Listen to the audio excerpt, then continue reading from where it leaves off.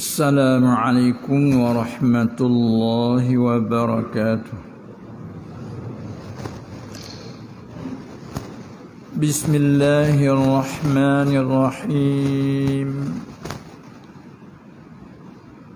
Alhamdulillahi rabbil alamin. الذي جعلنا من عباده المتقين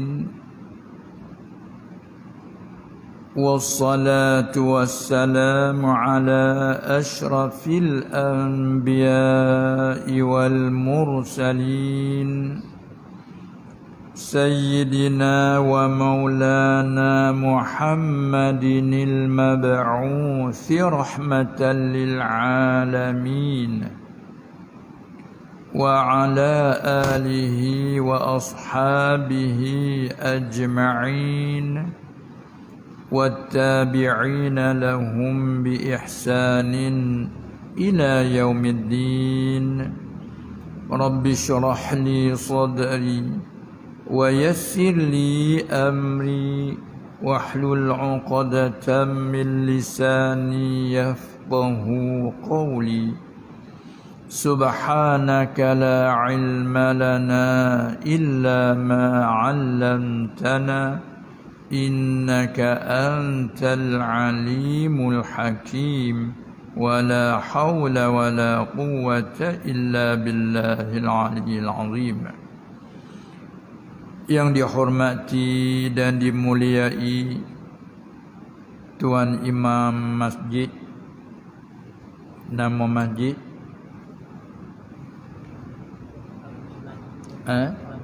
Ar-Rahman, Masjid Ar-Rahmani.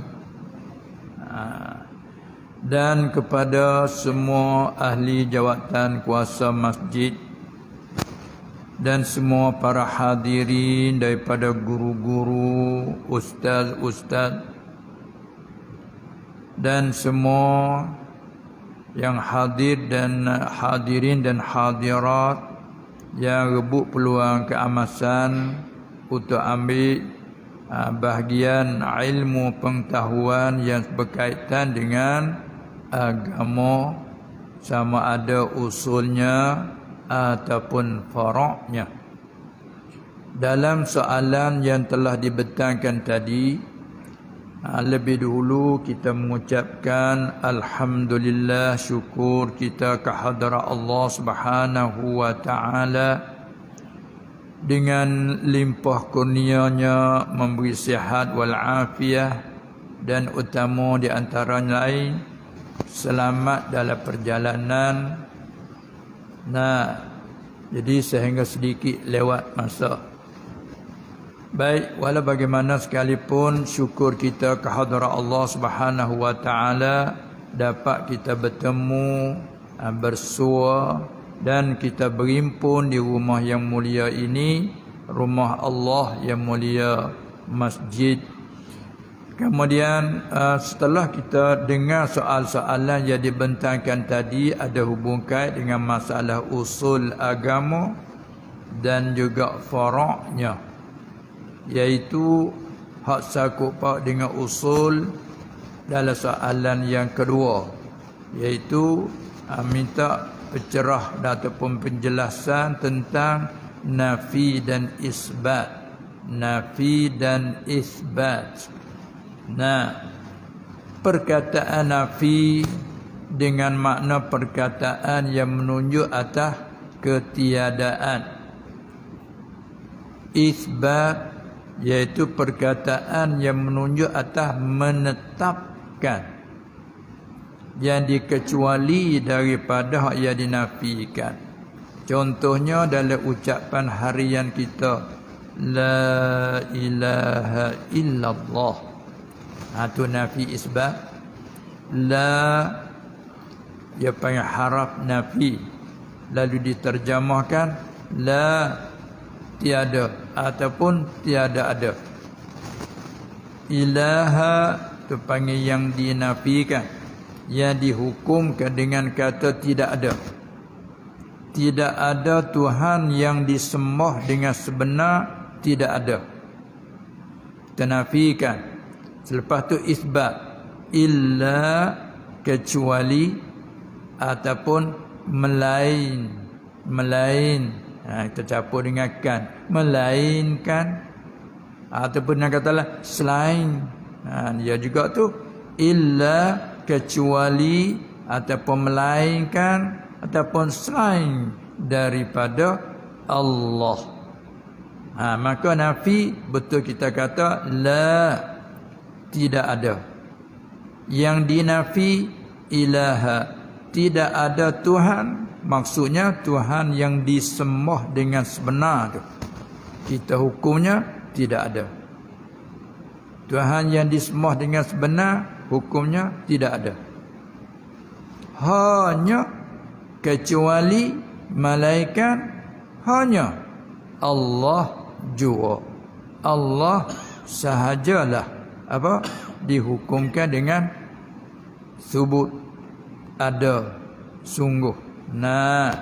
Kita nafi dengan kata tidak ada. Ini Tuhan yang disembah dengan sebenar tidak ada. Malaikat, hanya Allah sahajalah Tuhan yang disembah dengan sebenar. Itu panggil nafi itsbat. Kalau kita nafi terus, tidak ada Tuhan yang disembah sama sekali, itu habis. Apakah ingkar Tuhan Allah? Itu kufur. Hak yang kita kata, kita hukum dengan kata tidak ada tu, ia terhadap kepada Tuhan yang disembah dengan sebenar. Adapun Tuhan hak yang disembah tidak dengan sebenar, itu tak boleh kita nak hukum dengan tidak ada.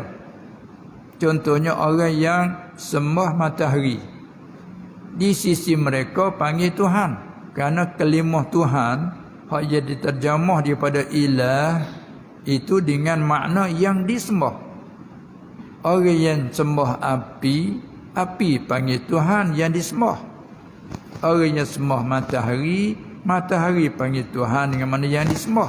Kita nak nafi tak boleh yang tu pasal ada. Kita nak kata tidak ada Tuhan yang disembah. Seperti matahari bulan, tidak ada, nak ada. Tak sah kita nak nafikan. Yang disembah pula patung. Kita nak nafi kata tidak ada, tak boleh yang ada. Perkara yang ada.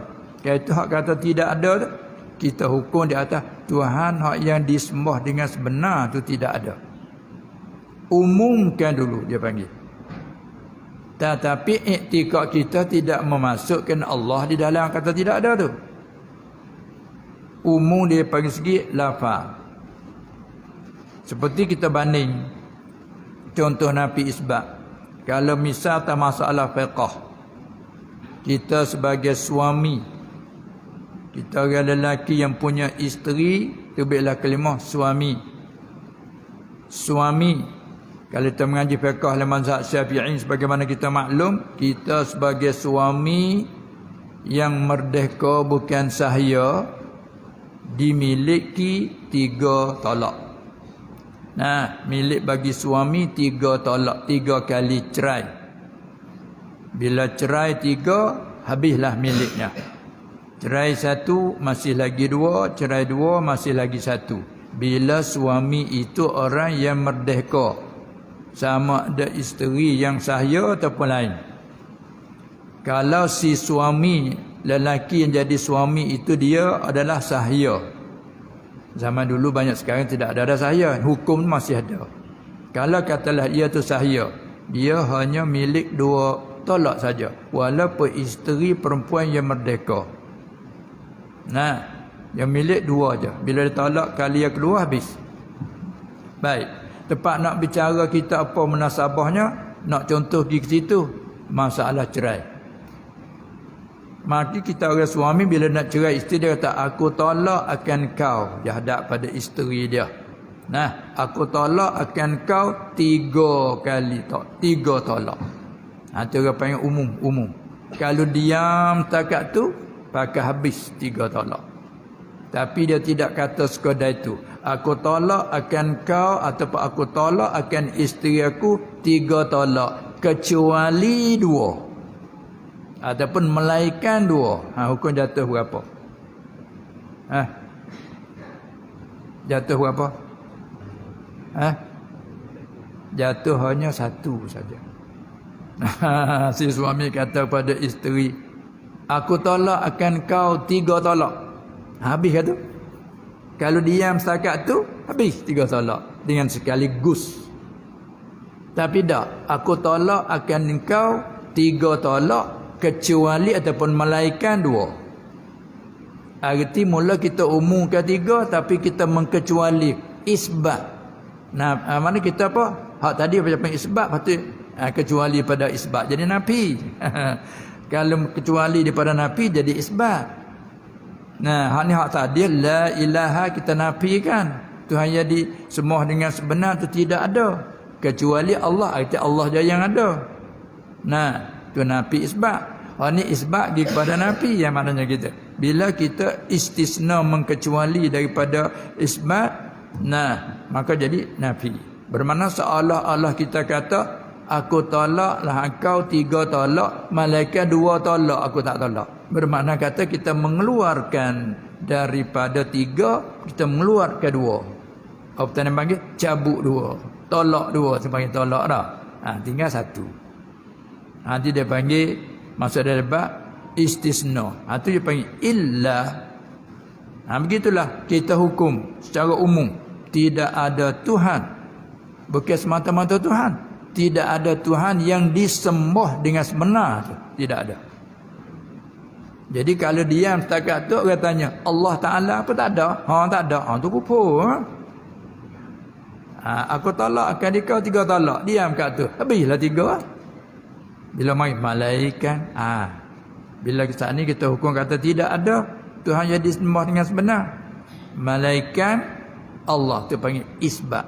Daripada nafi tadi isbat. Arti Allah jua Tuhan yang disembah dengan sebenar. Itu kata makna la ilaha illallah ni makna tauhid. Sebab itulah orang kufur nak jadi orang mukmin, nak jadi orang muslim kena ucap yang tu. Mengaku dulu keesaan Allah. Nah, kena mengaku dulu. Kalau selama kemari dia iktikad ada yang lain berhak disembah, maka selama itu kekal di atas kufurnya. Bahkan kita orang ada iman dah. Kalau i'tikad begitu, apa luput imannya, gugur iman, panggil riddah. Maka kita senantiasa makna la ilaha illallah sudah pun tetap. Ada panggil sabit, kalimat kata sabit telah tetap dalam jiwa hati kita orang mukmin. Sama ada ketika kita berucap tetap dalam hati, tak berucap pun tetap dalam hati. Sebab itulah bila kita melawati, menziarahi orang sakit, apabila yang sakit itu orang mukmin, sekadar kita peringat saja kalau pergi ziarah, dia duk cakap dengan kita, tanya khabar, sudah tu kita nak peringatkan dia, kita kata diisi dia la ilaha illallah. Jangan gitu ngucap. Itu tak boleh mengganggu dia. Kerana orang dalam kesibukan, kita gitu ngucap, siapa kocok, ngucap. Jangan. Suruh kita hanya mengucap di isi dia. Pasal dia ada dah. Isi kandungan dia ada dah. Ni tengok kita masih hidup orang mukmin ni. Walaupun tak pandai kita nak hurai, nak syarah, nak menerang, tak pandai. Tapi isi kandungan tadi ada di sini dah. Orang mukmin ada di sini. Kan? Dengan mana tadi? Tidak ada Tuhan yang sebenar yang berhak disembah dengan sebenar, tidak ada. Malaikat hanya Allah. Arti Allah sahajalah Tuhan yang berhak disembah. Tu pegangan kita tetap makna tu di situ. Sama ada ketika berucap hanya amalan lidah. Tak berucap tak ada amalan lidah, gitu saja. Hati kemat. Sebab tu bila kita pergi ziarah di tepi dia la ilaha illallah. Bila dia dengar walaupun dia tak ucap sini, dia mari ingat sini. Kadang-kadang orang terlalu penat dalam sakit kan. Allah masyhurnya sakaratul maut. Sakit sampai dia panggil sakaratul maut. Sakarat mana mabuk. Macam orang minum arak mabuk. Bila mabuk rasalah hilang tamyiz. Tu dia berjalan pun tak betul jalan. Lepas mabuk. Ini mabuk arak. Ini mabuk kesakitan. Tengok orang bila terlalu sakit kadang-kadang rasa nak hilang. Apa kita kita tekan atau ngucap. Jangan ditaksir kita. Kita hanya mengucap di sisi supaya dengar dia ingat balik. Kalau dia boleh kata pun kata, tak kata kata. Jangan begitu. Ini adab kita nak ziarah orang sakit. Nah. La ilaha illallah. Ni dah. Bila lama pula kita la ilaha illallah. Nah. Cukup. Dia tak kata pun dia ada. Kadang-kadang dia tak la ilaha, dia iling. Iling tu bukan dia tak terima yang dia dalam keadaan tadilah sakratul maut. Sakit sangat bergelisahnya. Kan? Apa lagi kita tanya kenal tak saya? Oh. Tak ada bercara dah kenal tak kenal. Dia tu dah nak dengar Quran. Lagi tak tanya kenal tak saya? Macam ke tak ni? Tak tanya lagi tu jangan. Itulah. Itu di antara nafi isbat yang disoalkan tadi. Nafi yang satu perkataan yang menunjuk atas tidak ada, tapi guna untuk hukum. Sahabat bila berbicara nafi isbat, nafi dimaksudkan situ hadap kepada apa? Hadap kepada Tuhan yang disembah dengan sebenar. Ilah dengan mana al-ma'buda bihaq. Maka orang soal pula, bagaimana hak yang tidak ada tu kita nak nafikan? Bukan makna menafikan, dihukumkan yang tak ada, hukum dengan kata tak ada. Ataupun yang tak ada, kita hukum dengan kata tak ada. Ada masalah. Bukan kita meniadakan, itu tak sah. Seperti kita seorang tu yang mandul, berkahwin berpuluh-puluh tahun sehingga tua, tak dapat anak. Maka panggillah mandul. Apa makna mandul? Bukan makna mandul tu menafikan anak, bukan, tak tu menafikan anak. Dia tak dapat anak dari awal lagi. Bukan dia meniadakan anak. Hanya ikhbar kata mandul makna dia tak ada anak. Maka kita kata si Khalid itu tidak ada anak, dia panggil hukum, dia cerita bahawa dia tu tidak ada anak. Sah. Kalau kata tak ada anak makna menafikan anak, tak sah sebab dia tak dapat anak dari awal lagi.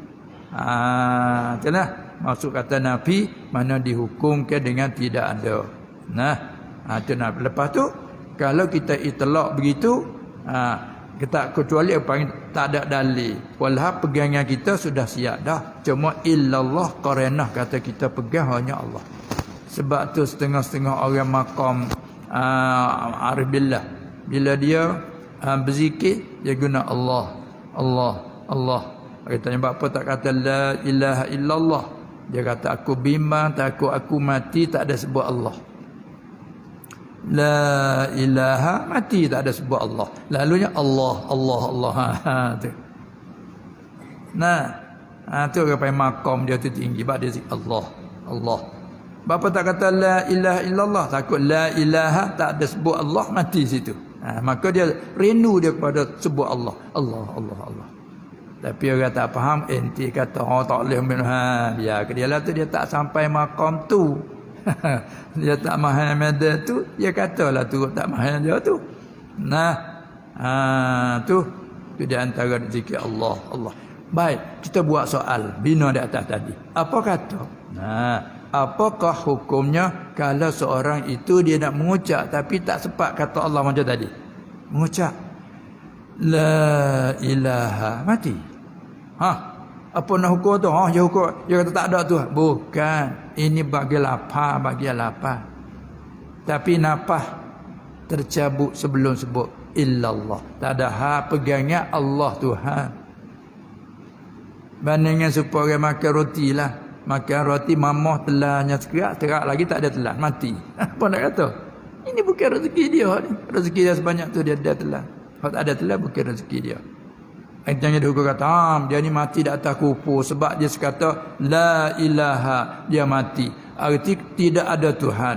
Dah pegangan dia kemah dah sama ada kata tak kata. Tapi tak sempat nak kata illallah la ilaha, mati situ. Jadi hukum kufur. Ada juga orang bercakap nak marah ke anak la ilah budak ni. Ada juga. Tak apa nak kata jadi hukum kufur. Terlalu dia nak marah. Dia kata la ilah budak ni. Itulah.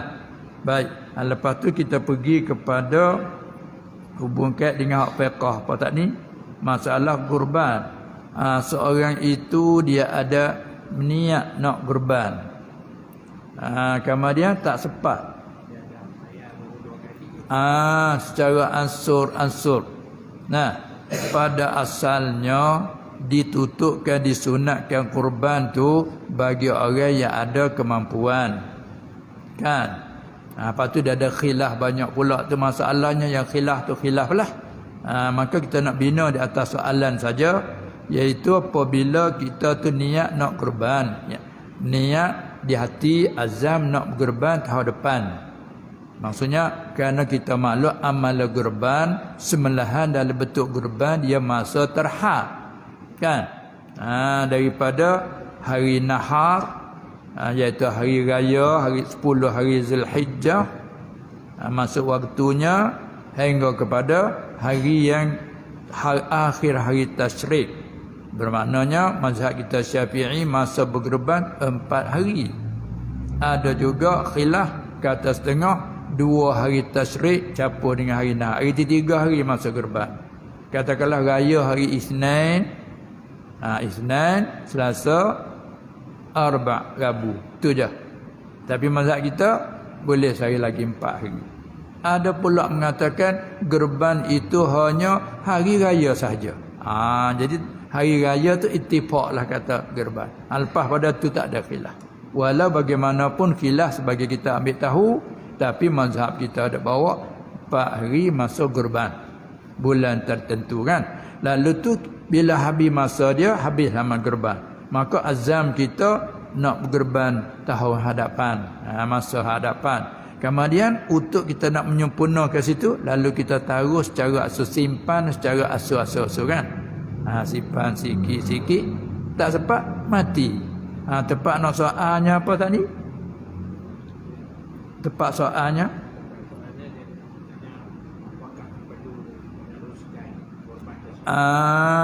apakah pihak nilah warasah nilah pihak warasah waris ni, adakah ia meneruskan pengorbanan yang telah diazam oleh si mati itu? Muwaris dia panggil, si mati muwaris. Kita orang menerima pesaka panggil waris, bila ramai warasah, kata jamak dia panggil. Adakah dia meneruskan? Di sini kita pulang soalan tadi kena tafsil dulu. Tafsir apa? Kanak niat tu, azam hati kan. Tu. Tapi orang Melayu kita panggil niat. Adakah dia menazar? Ada azam di hati. Kerana bila sebut perkataan niat, pulang kepada qasad. Kerana an-niyah pada lughah iaitu mana al-qasad. Qasad ni ialah kerja hati. Maka qasad kita bila sampai tahap memutus hati panggil azam. Azam, putus hati nak berkurban.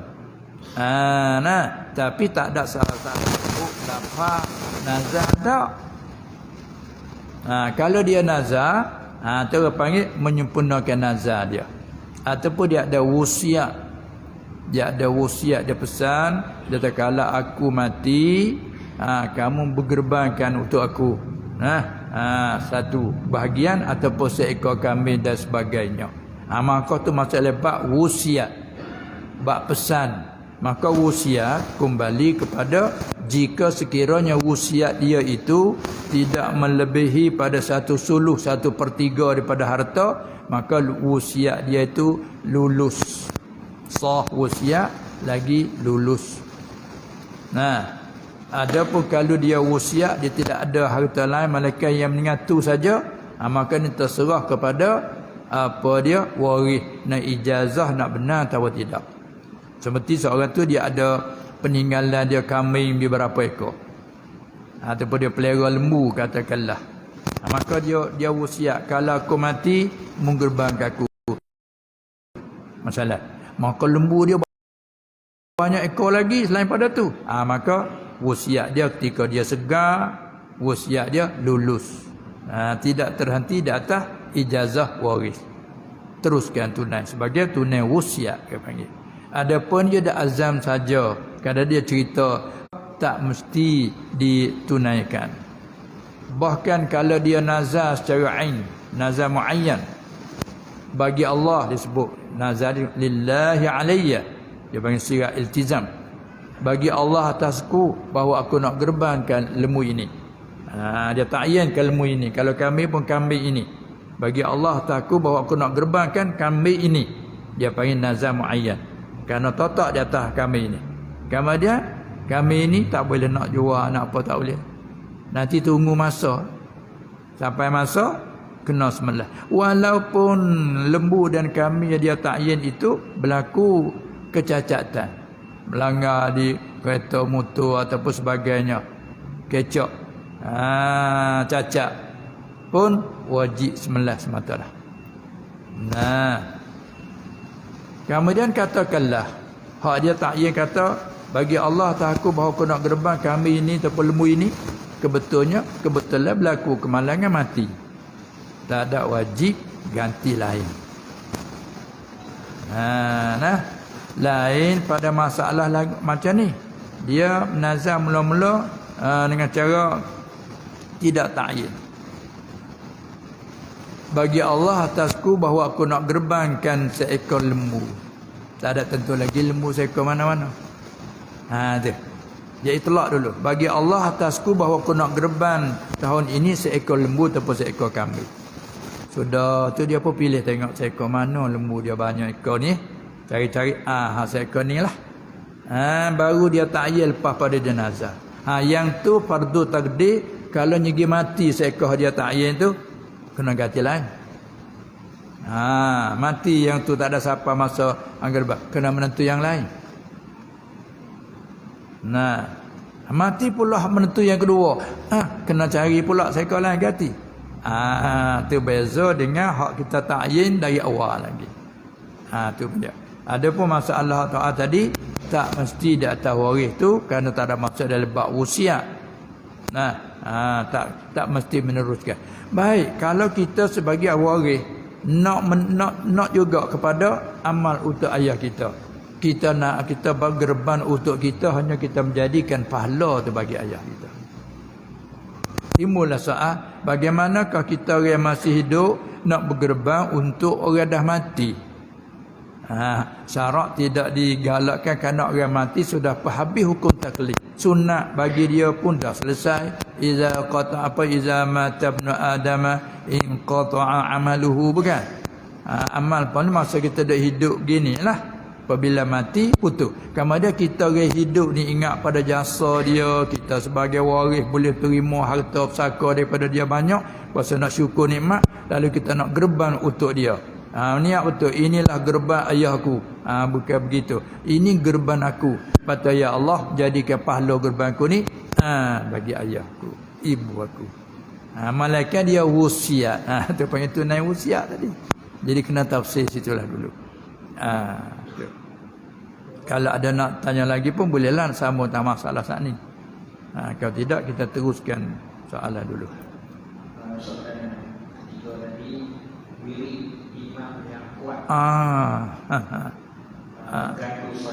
Oh, masya-Allah. Ini susah juga ni dah, kerana keadaan ni sudah sudah jadi apa panggil, sudah jadi adat. Sudah jadi adat kebiasaan. Nah, kalau kita di sana tu kebanyakannya guna wirid tu secara persir dia panggil. Cara tidak nyaring. Tapi di sini sudah jadi kebiasaan lagu tu. Susah juga tu dah. Jadi orang ni apa arid agak aridi. Asalnya masalah berzikir kita sama ada bentuk perseorangan ataupun bentuk berjamaah. Kan?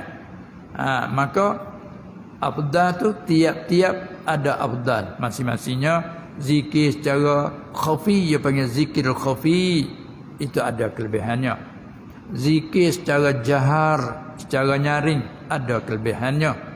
Tapi dimaksud duk bercara masalah jahar nyaring ni tak nak masuk dengan ni suara pembesar, kerana zaman dulu tak ada lagi masalah pembesar. Hari ni nyaring bukan lebih pada suara saja, nyaring sampai sini. Wah, kapur tu. Panas, panas tu. Tak ada. Sebab banyak juga duk merayu tentang orang nak sembahyang pada mau jadi ganggu kat rumah apa tu. Ini jadi satu masalah. Perlulah kita bicarakan. Penting kitanya asal zikir mana harus dengan nyaring dan juga harus dengan khafi sir. Maka ulama buat berbicara mana ya afdal? Afdal ada masing-masing. Tengok tilik daripada ilak tu. Yang zikir sir tilik kepada takut nak jaga daripada riak, daripada apa tu. Bagi orang ni kalau dia maka afdal sir bagi dia. Tilik kepada apa nak menjagakan yang lain. Tu dia. Nak apa dia tu? Nak menggugurkan apa dia sifat-sifat mazmumah yang ada pada kita. Tu afdal yang tu. Sebab itulah Nabi SAW dia lalu ke rumah Abu Bakar, dia solat malam. Diam senyap. Bila dia lalu rumah Allah nyari rumah. Lepas dia tanya, ya Abu Bakar, kenapa mu slow sangat?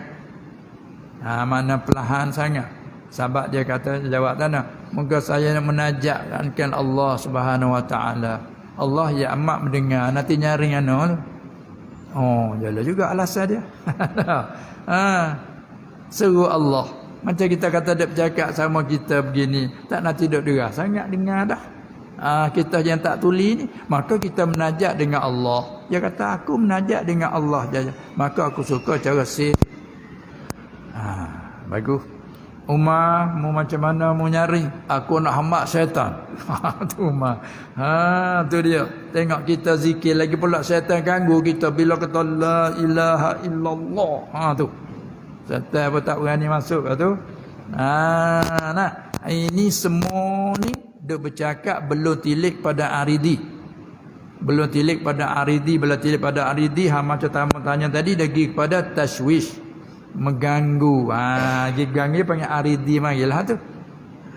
Bila arid itulah ada setengah ya hukum kata makruh, ada setengah hukum kata haram. Tu aridi lah tu. Tilik pada yang tu. Tapi kadang-kadang kalau dah jadi kebiasaan, biasa pula.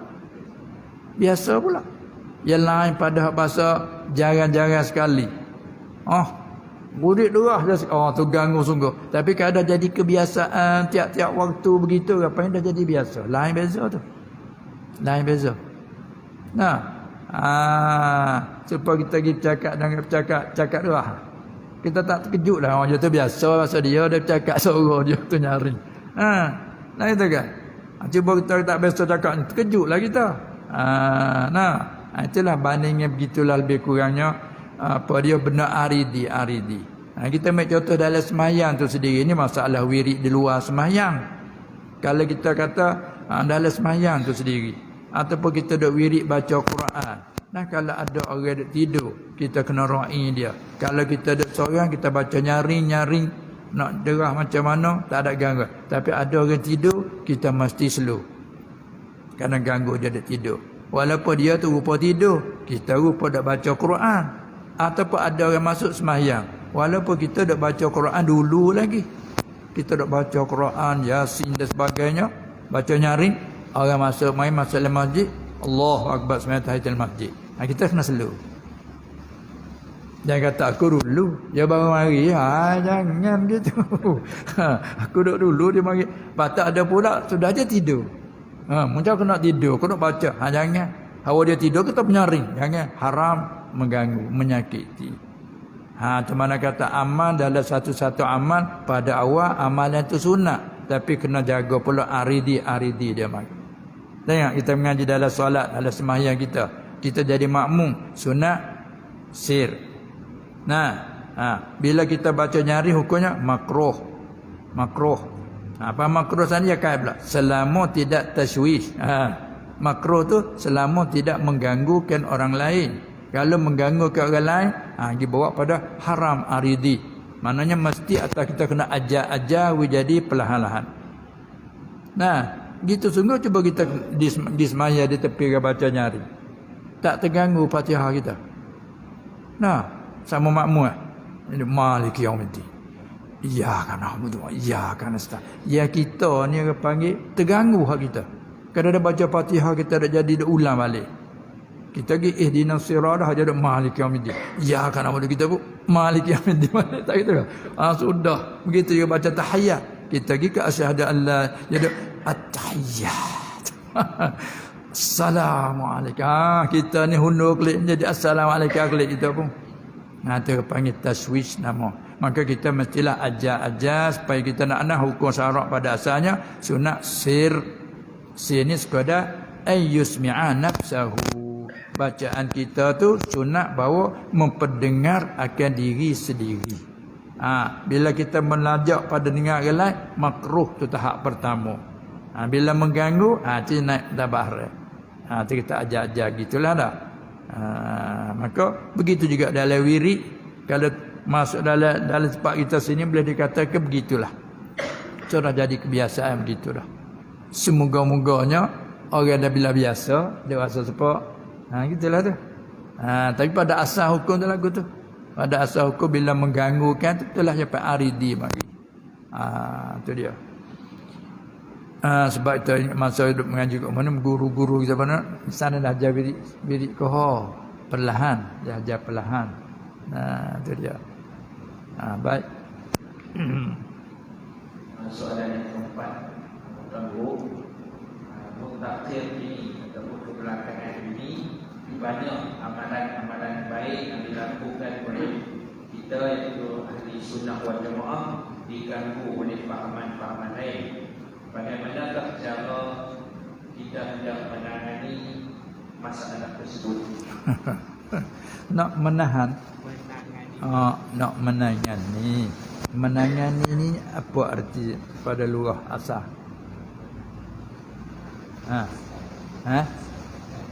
Menangani nak menyelesai. Murak gitu. Ya dah tu. Bukan. Tak molek tu bahasa tu. Dia setiap soalan kalimah yang kita guna tu terutama kena faham bahasa dulu. Lepas tu apa murak yang dikehendaki. Tengok kita mengaji apa-apa dia tahu makna lughatan. Apa makna solat pada lughah. Apa makna saum, siam, puasa pada lughah. Kita mengaji nahwu pas-pas juga. Isim marfu', apa makna marfu', apa makna rafa' pada lughah. Dia mengaji lughah dulu. Lepas tu bagi pada istilah. Lepas tu pula sudah istilah ini muraknya begini. Jadi kehendaki perkataan ni gini. Bukan muraknya begitu. Itu di antara cara-cara mengaji kaedah. Qawaid. Baik. Menangani. Apa tu dia? Ya dah. Menyelesai. Bukan memenangi. Lain. Menangani. Menghadapi, mengatasi. Tu kena molek dulu. Nak jawab pun al-hukmu 'ala syai' far'un 'an tasawwurihi. Kita nak hukum atas waktu bagaimana, cara mana, apa hukum boleh ke tidak, kena faham dulu. Menangan. Kalau kita penat wow, panggil wow dah sini. Ketika dah naik dah. Di sini panggil apa tu? Orang tanya panggil menangan naik. Menangan. Menangan ni. Dia naik gitu. Kapan tiba masa dia mula naik? Prub. Tu. Ya menangah orang tanya tu. Jadi dah tu. Menangani, mengatasi. Hati nak tahu. Tu menangah. Orang tanya kata, yang menangah ke apa nak? Yang menangah. Tu. Wah, tu bila tahu ya naik. Menangah. Bawa naik apa atas, musi. Jatuh tu. Tu faham bahasa dulu dah. Tu soalannya. Cuba ulang sekali lagi. Ini banyak amalan.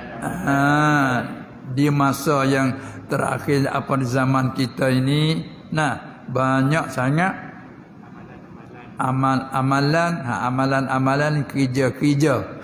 Tu amal Arab Melayu kerja-kerjaan yang dilakukan oleh ahli sunnah wal jamaah. Kemudian Diganggu oleh fahaman yang lain. Lepas tu bagaimana cara nak mengatasi. Nak mengatasi tak boleh nak mengatasi kalau kita tidak siap untuk memahami kita. Tak boleh nak menangis kalau berat ekor. Berat kepala dia jadi gini. Kikik, panggil kikik dah sini. Apa panggil? Apa sini panggil? Ada bulan, patah ada pasal pakai ekor panjang. Apa sini panggil? Apa? Kemete. Kita sana panggil kikik. Ada. Jadi tepat nak bercerita dah. Ni kalau dia berat kepala dia tak naik. Orang lari dia begini. Naik. Lalu tu nak menangani dia macam mana? Kira tengok. Kena tambah ekor. Tambah ekor jerami, kau ambil kain, kau ikat. Mari. Jadi sederhana kepala dia dengan ekor. Bila naik, cuma naik sungguh lah. Yang nak teralih ni. Pada terajuk dia kita baik. Terajuk dah panggil. Terajuk terajuk dia apa kena beki nampak tak naik ni. Orang pandang main. Ni terajuk tak kena. Beki. Apa tak? Jatuh lagi. Di mana pula? Nak jadi gitu. Berat sebelah ni. Kena tambah lagi ni pula ni. Tu cara nak menangani. Makna kita faham hak kita lah. Gangguan ni mesti dah. Tak manusia pun jin syaitan dia mengganggu semua. Tapi kita kena cara kita. Yang ni kita kena memahami hak kita. Tetap kena atas hak kita. Sebab syaitan iblis setelah ia dikutuk oleh Allah, dihalau keluar dan menjatuhkan jawatan dia, maka dia sedih. Dia letak atas sebab Adam. Sebab lahir Adam dia jatuh. Dia lupa kata dia ni deraka kepada Allah. Dia letak atas Adam. Sebab Adam mari dia jatuh. Oleh dia demikian nak bina di atas kesedihan dia itu, dia bersumpah, demi Allah, sungguhnya aku akan nak tipu, nak menyesatkan anak cucu Adam. Sebagaimana Adam pun dia usaha supaya nak memecah Adam daripada syurga. Tuhan izin ke dia. Tapi pada zahir nampak dia sahabat dia menjatuhkan Adam daripada syurga. Kalau klik pada hakikat, Adam kena bukan jatuh. Keluar daripada syurga, di syurga bukan tempat melahirkan anak cucu. Dan Allah Ta'ala cerita di awal lagi, kata dia nak menjadi khalifah bumi. Pada di syurga bukan yang Allah Ta'ala buat nak jadi khalifah bumi. Letak di syurga menjadikan filem cerita macam tu. Lepas tu buat sahabat yang ni deki. Usaha nak menjatuhkan, katakanlah dia buat jatuh Adam, buat jadi makan buah kan jatuh. Tapi apa tu? Buat sahabat daripada iblis tu lah nak melahirkan anak cucu. Bila jatuh kat dunia beranak anak cucu kata. Hak besar nak terbitnya nak lahirnya Nabi Allah Muhammad sallallahu alaihi wasallam, khairul khalqi wal anam, sayyidul anbiya wal mursalin, melalui anak cucu Adam berkata. Begitulah gangguan senantiasa. Anak cucu iblis merupakan jin syaitan, hak tu senantiasa. Maka bila sebut kalimah syaitan pada asal anak cucu iblis, tak ada yang beriman. Iblis sendiri anak-anak cucu dia panggil syaitan. Kemudian jin dan manusia ya jenis lain. Jin dijadikan daripada api. Kemudian khilaf ulama di segi kata iblis bapa syaitan. Kita berlaku tak kaun tu mudah. Al-jan bapa bagi segala jin. Adam bapa bagi kita manusia. Kita biar tak kaun dia ada lagi khilaf-khilaf orang yang tak ambil satu kaun tu mudah faham. Jadi balik segala syaitan anak cucu iblis. Maka dia berdakwah, mengajakkan jin supaya terpengaruh dengan dia, mengajakkan manusia supaya terpengaruh dengan dia. Maka bilalah jin terpengaruh dengan dia, jadi kufur. Orang panggil jin kafir. Juga manusia bila terikut dengan dia, manusia yang kufur. Sebab itulah jin ada yang kufur, ada yang beriman. Sebagaimana kita manusia, ada yang kufur, ada yang beriman. Maka hak sudah kufur panggil terikut dia. Hak yang beriman tu dia senantiasa ganggu. Apabila manusia tu pula dia dalam keadaan beriman dah, dia ganggu pula. Siapa jadi berpecah. Kan? Beberapa firqah yang Nabi SAW telah pun cerita. Cerita. Apabila cerita, dia masing-masing bahawa kadang-kadang lain pada ahli sunnah lain pada ahli sunnah wal jamaah, dia mengkufur-kufur antara satu sama lain. Firqah ni mengkufur firqah ni, firqah itu mengkufur firqah ni. Ada pun ahli sunnah wal jamaah, jimatnya, cermatnya dia, halusinya, dia tidak mengkufurkan ahli kiblat. Bila orang yang solat hadapkan kiblat Kaabah di Mekah, panggil muslimin lah. Yang paling tidak mengkufurkan ahli kiblat. Kalau jatuh dalam maksiat, dikiranya kabair, tak dihukumkan dengan kufur. Bagi orang yang bila lain perjalanan mengkufur mari. Sebab tu kalau kita nak ikut jalan ahli sunnah, sungguh jangan kita mudah mengkufurkan. Kerana ahli sunnah tidak mentakfirkan, tidak menghukum kufur ahli kiblat. Walaupun pahaman berlainan pun dia tidak menghukumkan dengan kufur, kecuali nyata dan jelas. Walaupun pegangan berlainan dengan dia pun, bila ada jalan ihtimal takwil, tak dihukumkan dengan kufur. Hanya sekadar panggil mubtadi'ah, firqah mubtadi'ah. Maka bid'ah tu terkadang membawa kepada kufur, terkadang tidak membawa kepada kufur. Pendek kata ahli sunnah, sungguh cara jalannya dia tak mudah mengkufurkan, boleh tanggungkan. Bila ada ihtimal, ditanggungkan. Ada pun yang lain pada jalan ahli sunnah kasar sikit, kufur kok ni jadi mudah. Sebab tu nak menangani macam mana, kena kita faham kita. Dari kita nak berjalan ke ahli sunnah, faham cara jalan ahli sunnah macam mana. Kadang-kadang kita nak negak ahli sunnah, tapi ahli sunnah ada satu bab pun kita kurang faham juga. Ada masa khilaf, ada khilafiyah, dia panggil furu'ul aqaid. Ada pulaknya dia tu bab usulul aqaid. Jadi kita simpul sekali lagi buat kesimpulan, untuk nak menangani, nak mengatasi, kena kita tu memahami setiap masalah. Tidak nak menangani macam mana, berat kepala diri luar tak naik. Tak tambah ikut. Artinya kita sungguh-sungguh belajar di atas kaedah. Sebab itulah datang warid ta'allamul arabiyyata. Bersungguh-sungguh kamu belajar akan kaedah Arabiyyah. Walaupun kita bukan orang Arab, ingat kita orang Melayu, tapi kaedah Arabiyyah disuruh kita belajar sungguh-sungguh. Orang Arab sendiri kata belajar kaedah tak erti. Arab tu boleh bercakap kerana dia lahir cakap Arab. Sebab kita lahir cakap Melayu. Tapi cuba kita tak mengaji kitab Melayu, mana boleh baca kitab Melayu? Tengok ni, kita tak mengaji kitab Jawi. Tak nak tengok kitab Jawi, tak mana Allah bacaan dia saja Jawi, tetap belajar dia. Itulah bandingannya begitu. Kalau itu untuk nak menangani dia tu, kita kena belajar kaedah dia. Sebab setiap kita pergi dengan kaedah. Tengok macam tanya saat ni, kita kena pergi kaedah dulu. Apa maksud lurahnya, patut apa jadi kanaki. Tu. Dia panggil dengan betul kaedah. Semoga-moga kita tu selamat. Gangguan tak payah kita nak menahan dia dengan otomatik tu. Sebab Nabi sendiri pun Allah Taala hiburkan dia. Wa kadzalika ja'alna likulli nabiyyin aduwan.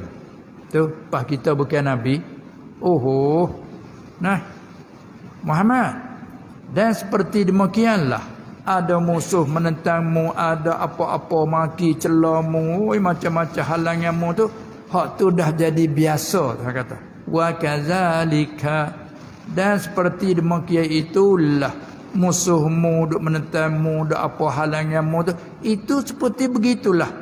Ja'alna, telah kami menjadikan, li kulli nabiyyin, bagi semua nabi, bukan mu seorang Muhammad. Nabi sebelummu nak kata keberapa banyak, sampai beribu-ribu nabi. Nabi lagi rasul beratus-ratus sebelummu, muakhir sekali. Pas kami menjadi bagi setiap nabi tu. Wa kadzalika ja'alna likulli nabiyyin kami menjadi apa? Aduan. Kami menjadi seteru. Dia tidak cari seteru, dia dak panggil supaya beriman, tapi dia mau tak faham dia, jadi musuhnya dia. Tak usahkah kita nak tengok kaum luar biasa, keluarga sendiri dia tak faham. Tengok tu. Dia tak faham, jadi musuh. Isteri musuh dengan suami. Isteri Nabi Lut tengok tu, musuh dengan suami yang khianat. Faqanatahuma, mengkhianati isteri Nabi Lut yang kafirah, mengkhianat suaminya. Rancangan suami, berdakwah suami, dia mengkhianat. Juga isteri Nabi Nuh alaihissalam, salah seorangnya kafirah, mengkhianati. Itu dah sebut tu. Daraballahu mathalan lil ladzina kafaru imra'ata Nuhin wa imra'ata Lut kanata tahta 'abdaini min 'ibadina salihain. Sedangkan dia isteri bagi hamba kami, dua orang hamba kami yang salih. Tu salih siapa jadi nabi lagi rasul. Fakhanatahuma, maka dua orang isteri tadi mengkhianati akan dua suami tadi. Isteri Lut mengkhianati Lut dan isteri Nuh mengkhianati Nuh. Tapi balik pihak suami, walaupun dia jadi nabi, walaupun jadi rasul, dia tak boleh nak mengkayakan, nak melepaskan isteri yang kanak, tak boleh. Falam yughniya anhuma minallahi syai'a. Dua orang suami yang baik tak boleh nak nak menangani tadi, tak boleh nak yughniyahuma. Falam yughniya anhuma, tak boleh suami nak sebenarnya nak mengkayakan, nak menyelamatkan isteri, tak boleh. Walaupun isteri dia, mana kata nak sepaak, tak boleh, kerana kufur ni tinggi martabatnya, tak boleh nak buat apa. Falam yughniya anhuma minallahi syai'a. Akhirnya waqila, dan dikatakan bagi dua isteri tadi, udkhulan nara ma'ad dakhilin. Tengok, ini sebagai contoh apa ni? Isteri orang Nabi sendiri, keluarga Nabi sendiri. Ibrahim, tengok Nabi, tapi bapaknya sendiri masuk lebih hak Namrud, bakar anak. Tengok, tak kena anak jadi Nabi. Tu walaupun ada setengah kata anak Ki Azad tu bapak penakan. Gak bapak penakan macam bapak. Apa tengok Nabi kita sendiri sallallahu alaihi wasallam, Abu Lahab, tak kena sebagai anak penakan, tapi tak kena rasul. Ini Allah Taala kata, biasa Muhammad mentasah duka ceritalah. Mu tak ada cari musuh, bahkan mu tanggungjawabnya menyampai. Tapi orang tak faham mu, orang deraka kamu, orang lawanmu, anti-mu. Ini benar biasa. Faham? Bila kita tengok situ, kita nak menangani macam mana, ingat kita sudah. Masalah kata, ni orang dah kata, maulud ni bid'ah. Kita mengaji apa makna bid'ah? Kita mengaji kita, faham mujur juga dia mau buat tubik lagu tu, boleh kita faham. Tapi kalau tengok di sudut hikmah, bagus. Berlaku sesuatu supaya kita bertambah tahqiq ilmu. Tak? Supaya kita bekerja, kita menego. Cuba tak ada yang orang yang mengganggu. Kadang-kadang kita sombong nah. Nego kita ni berjaya, ikut buat apa semua berjaya. Mai kita tu bangga dah lah. Awak cuba ada yang mengatasi.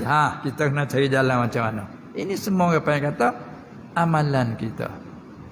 Betul lah, paling penting kita ni rusak di mana menegak kita. Kita kena periksa. Ni pun timbul pahaman tu, pahaman ni. Kita kena letak, kita dah dakwa kata ahli sunnah. Tahu mana kita faham ahli sunnah? Dia kadang-kadang kita nak dakwa tetap ahli sunnah. Apa jalan? Tak tahu juga pun. Dia kata ahli sunnah. Ahli sunnah. Itu ni hikmat. Tilik pada hikmat, cara nak menangani ulang kelima tu, cara nak mengatasi, arti kita kena usaha memahami kita. Dengan sebab itulah kita diwajibkan belajar. Wajib mendengar sekurang-kurangnya. Bila tak faham, kita soal untuk nak faham. Dalam soal, sebab itulah ada buat majlis soal, tempat apa kita musyrik. Jangan kita soal tu untuk nak menuju pada orang, untuk nak faham pada kita.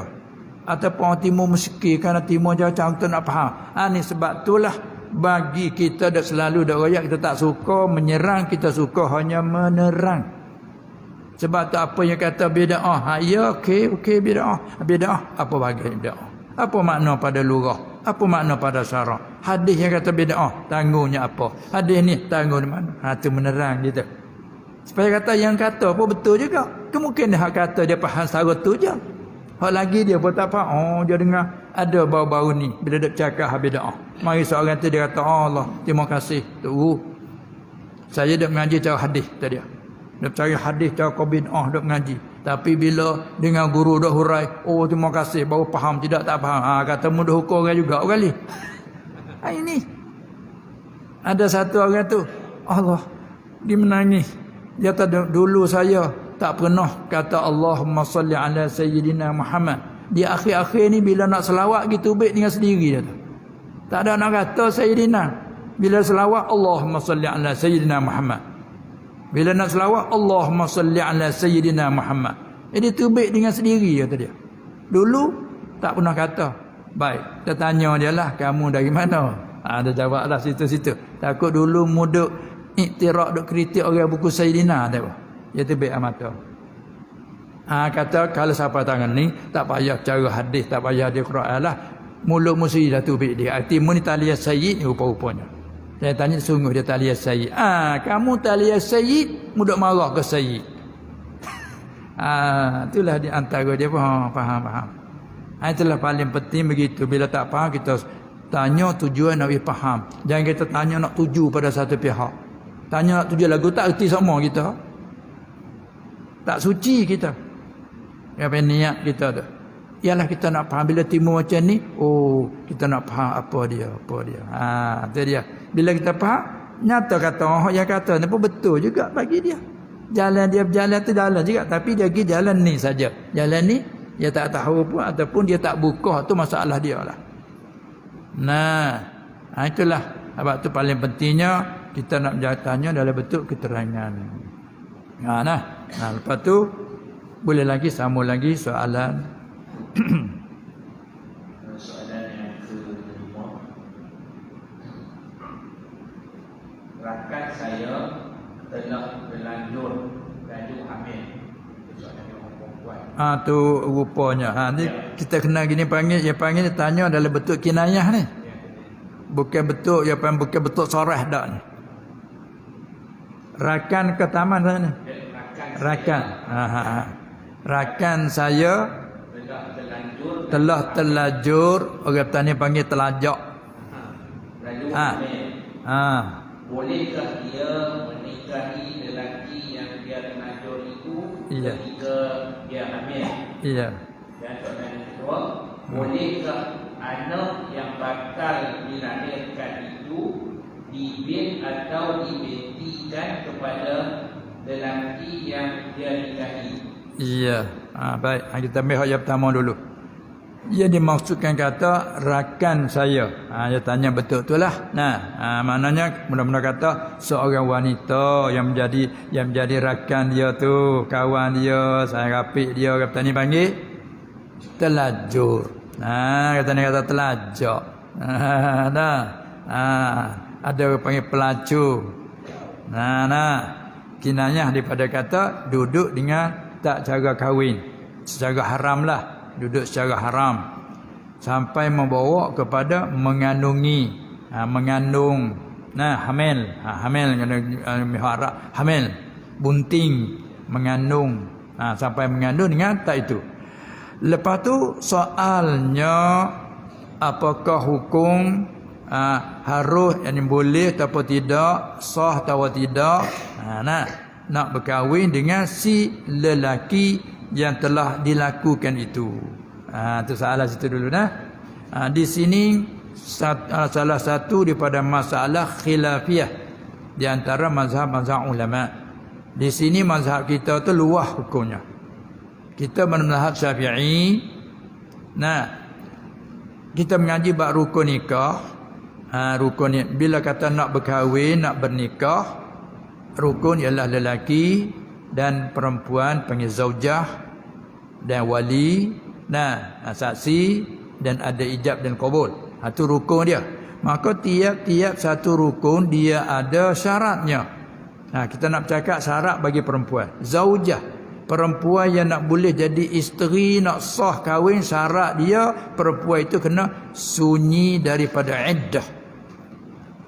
Sunyi daripada iddah.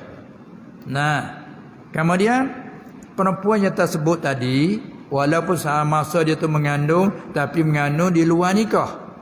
Bila mengandung luar nikah, dia panggil maning tidak dihormati pada syarak, maka tak sabit iddah pada syarak. Maka syarat nak sah berkahwin dengan perempuan itu kena sunyi daripada iddah. Sama ada iddah raj'iyah, iddah bain, kena suci daripada iddah dulu, ataupun iddah wafat, cara amrun ta'abudi. Maka perempuan yang melakukan mengandung dengan zina tadi panggil tak ada iddah. Nah, tak ada iddah. Bila tak ada iddah, mazhab kita Syafi'i boleh berkahwin. Sama ada dengan lelaki yang dilakukan itu ataupun dengan lelaki lain. Ada orang sanggup. Dia berlaku dengan si Khalid, tapi si Umar sanggup. Tak ada apa. Ataupun Khalid sendiri nak berkahwin. Mazhab kita Syafi'i harus sah berkahwin ketika dia hamil. Sebab hamil dia pemani tak dihormati pada syarak, tidak ada iddah. Sah kahwin. Tak ada tunggu nanti lahir anak dulu, beranak ke tak, boleh kahwin ketika tu selalu. Ini mazhab kita Syafi'i. Sebab dia pemani tidak dihormati pada syarak, tak jadi manik pada pernikahan. Ada setengah mazhab tak harus, tak boleh nikah, kena tunggu lepas beranak, lepas bersalin yang sini panggil kan. Sebab dia panggil apa? Takut bercampur hak ni yang benih yang suci, hak nu benih yang duk kandung nu benih yang tidak ada hormati. Tunggu dulu yang lahir kata. Bila lahir boleh kahwin. Tu. Setengah kata melahir semata-mata lahir, semata-mata beranak, tak boleh kahwin lagi. Kena lepas nifas. Kena suci bekah. Kerana bekah kotor. Supaya telaga kita pekak ikan, pekak udang lah. Bila kita apa air tu kena kering dulu air pun hubak nak buat ikan lain. Lah itu. Itu setengah mazhab. Tapi mazhab kita tadi harus dan sah berkahwin selalu. Itu dia. Baik. Apabila berkahwin, anak itu apa nak hukum anak itu? Kalau turut dalam mazhab kita, apabila sudah nyata dah kata mengandung dah. Cik doktor berkata mengandung dah 3-4 bulan dah. Setengah pada setengah tu usaha nak mengeluarkan anak, tapi nak mengeluar tak keluar dah. Kalau nak usaha nak mengeluar, kau besar. Tahu nak usaha dah. Dia sama bidan apa tahu nak buat mana dah. Bahkan kalau dah nyata 4 bulan 10 hari, orang panggil masa tiup roh. Kalau pergi mengeluar tu masa lebat bunuh. Haram dengan ittifaq ulama. Kalau nak mengeluar sebelum. Yang ni dalam masa mulai daripada mengandung sebulan, 2 bulan, 3 bulan, 4 bulan tu atau akhir dah 4 bulan. Kerana belum lagi masa ditiup roh. Masa mudrah. Maka mengeluar ketika itu ulama duk bincang, ada kata haram, ada kata makruh. Tapi dengan kait semua jika tidak membawa pada mudarat. Doktor kata tak mudarat. Tak ada apalah. Tapi kalau sudah nyata dah kata tiup roh dah bergerak dalam perut, haram pergi mengeluar tu kerana masa lebat bunuh dia panggil. Sebab anak tu dia panggil tak ada apa, tak ada salah apa budak. Yang salahnya inilah maksiat zina. Apabila pergi kahwin juga, adakah anak itu dibinkan kepada si lelaki itu? Di sini ada khilaf pula. Kalau turut mazhab kita tu sudah kerana dia maning jatuh luar nikah, maka keadaannya rahim buka mulut dia, bila jatuh satu nutfah dia tutup. Bila tutup mani melai tak masuk dah. Maka nyata kata anak ini mengandung luar nikah, maka tak dibinkan dan tidak dijadikan nasab kepada si lelaki itu. Hingga panggil apa? Anak tiri. Dia panggil mahram bil musaharah, bukan mahram bin nasab. Bapak jadi kahwin tu bukan bapak nasab. Bapak orang panggil bapak musaharah, panggil bapak tiri. Bila bapak tiri, bina dia porak daripada situ, bab pesaka pun tidak Nah, kerana nak sabit pesaka dia qarabat. Nasab ni bukan qarabat. Dan juga bab wilayah wali nak menikah kahwin budak ni panggil tidak ada wali khas dia panggil. Hanya pula kepada wali am. Nah, dia pula wali am. Apa tu? Itu mazhab kita. Sepit sikit situ. Dia luah dihukum segi boleh berkahwin ketika mengandung. Tapi masepit situ.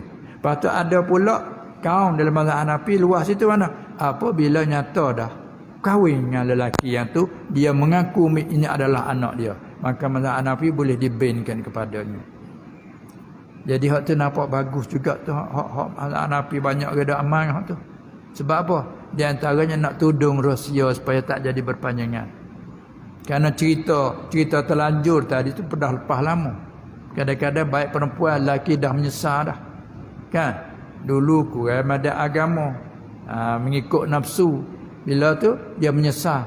Apabila anak duk bela-bela sampai anak dia 18 kalau perempuan. 20 umur nak sampai masa kahwin dah. Nak kita ambil wali lain, anak kata anak ayah tak boleh jadi wali. Ayah duk semayang.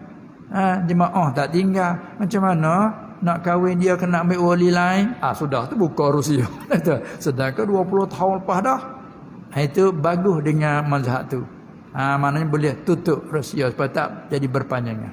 Kadang-kadang orang tak tahu kan, macam mana tak kahwin dengan dia? Dia ambil wali. Anak luar nikah. Allah, anak dengar pun jadi sedih. Sedih.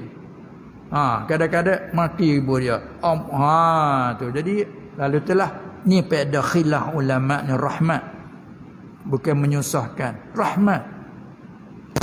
Dari segi kata menikah, iaitu mazhab Syafi'i kata boleh menikah ketika dalam mengandung. Kerana mengandung ni mani tak dihormati, tidak jadi manik bagi sah nikah. Situ. Apabila nikah dah anak nak bing kepada siapa? Kalau tu yang ni tidak dibing padanya sebab apa? Sebab mani tu dah jatuh sebelum nikah. Dah nyata apa? Ada pun ihtimal boleh jadi ni boleh jadi yang lain, tak ada ihtimal. Boleh jadi mengandung dengan lepas pada kahwin, boleh jadi mengandung sebelum, tu lain tu. Itulah di antaranya. Sebab itulah Allah larang wala taqrabuz zina innahu kana fahishatan wa sa'a sabila. Ayat tu kata jangan kamu hampiri zina. Muqaddimah bagi nak bawa pada zina, jangan kamu hampiri, kerana sesungguhnya zina tu fahishah, keji sungguh. Apa bukan anak saya kata tu keji. Wasa asabila, sejahat-jahat jalan. Tengok. Lepas tu nak apa saat ni? Nak menangani, nak mengatasi zina, nikah. Tu jalannya menangani. Tu kan. Bila kahwin habis. Tengok sikit sangatnya ucap dah. Kata si wali ataupun wakil wali, aku menikahkan kau si Anum binti si Anum dengan isi kahwin sebanyak tersebut. Nyak tu je kata. Ada orang dengar. Ni kata aku terima akan nikahnya. Nyak tu je wajibnya. Dengan isi kahwin banyak tersebut. Tambahan adalah sekadar memadai, aku terima akan nikahnya. Bahasa kampung, aku terimalah nikahnya. Sebanyak tu kata jadi halal berpanjangan. Kata, tapi cuba tak kata lagu tu saja nak duduk bersukaria. Allah haram dosa besar. Kalau lagi kata tak haram, kufur lah. Tengok. Namanya kata kita ni nunduk di bawah peraturan agama. Rasa menikah tak mau. Nak bersukaria saja. Siapa tu? Sain. Kawan dengan lelaki pula dah. Tu keadaan. Maka nak menangani macam mana? Kahwin. Kahwin susah, habis masalah. Kata jadi halal, jadi suci lah. Sekadar lepas dah bertaubat dengan Allah Subhanahu Wa Taala. Tu masalah kata tanya menangani tadi juga tu. Nak menangani mudah-mudi macam mana? Kahwin susah. Itulah. Sebab itulah kita berpucuk bertolak daripada kita suka mendengar ajaran agama, kita dengar nasihat agama, mudah-mudahan Allah memberi taufik dan hidayah melaluinya. Tu cara nak menangani setiap masalah yang berlaku. Cara nak menangani kita kembali pada agama. Mengaji agama, mendengar agama. Itulah. Baik, ada lagi masa setengah jam lagi. Sampai jam berapa?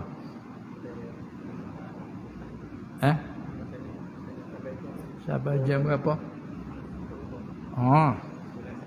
Ya. 9.30 lah balik situ dah. Arti setengah jam lagi insya-Allah taala. Boleh kalau masalah ada lagi.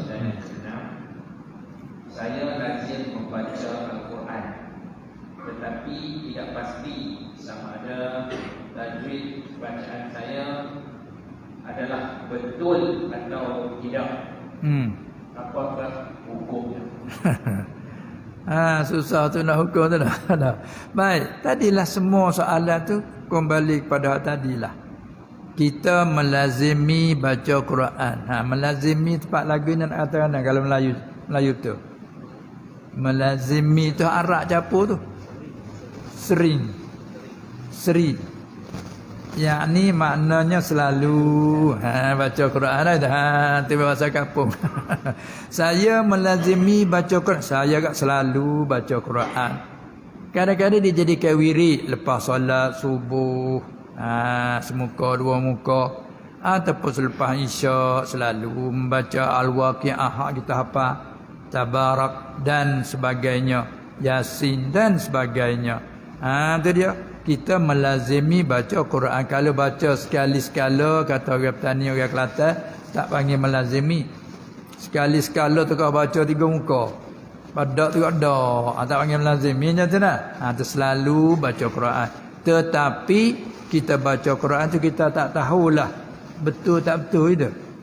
Tak tahu betul tak betul. Dia tak tahu sebenarnya pula betul pun tak tahu, tak betul pun tak tahu. Lepas tu tepat soal tu mana? Makna soalnya?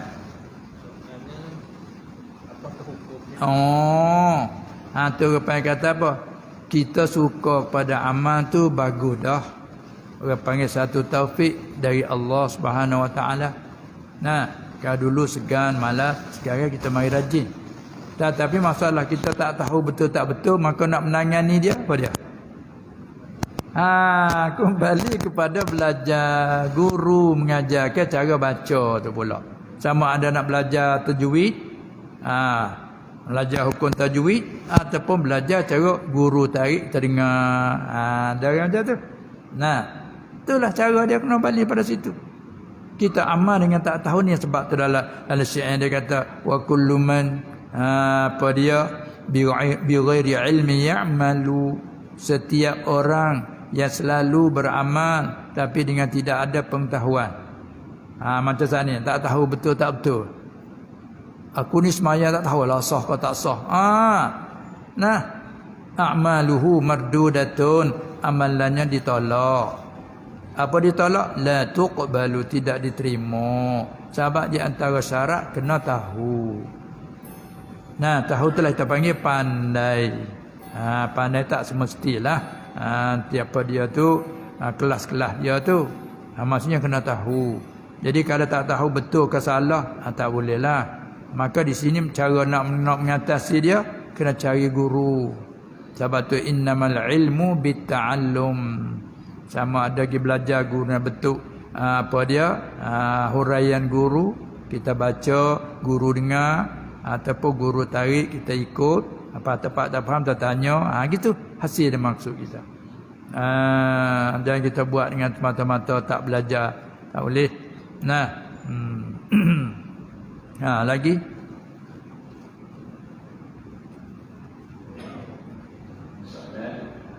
Bapa yang dikasihi, kenapa saya tidak rasa manis di dalam ketaatan?